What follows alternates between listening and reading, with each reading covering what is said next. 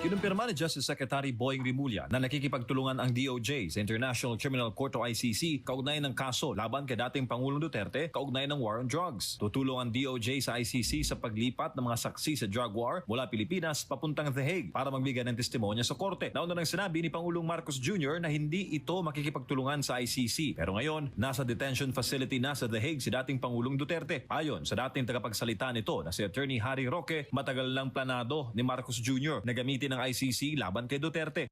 Sa mga pananalita at gawain ni Boying Rimulya mula pa noong 2023, malinaw na intensyon talaga ng mga Marcoses gamitin ang ICC para burahin ang mga Duterte. Para kay Attorney Roque, labag sa konstitusyon ang ginagawang kooperasyon ni Marcos Jr. Lalo't gumagana naman ang justice system ng Pilipinas at ang ICC ay dapat lamang gamitin bilang last resort. Babala ni Roque kay Marcos Jr. Yung gawain nila ngayon na nakikipagtulungan, ito po'y labag sa saligang batas. It is a culpable violation of the Constitution. Nauna ng kwenisyon ng kampo ni Duterte ang jurisdiksyon ng ICC sa Pilipinas. Lalo taong 2019 pa nang tuluyang kumalas ang bansa dito. Pero ayon kay Roque, may malalim na motibo ang kasalukuyang kooperasyon ng DOJ. Ito raw ay upang kontrahin ang argumento ng depensa laban sa ICC jurisdiction.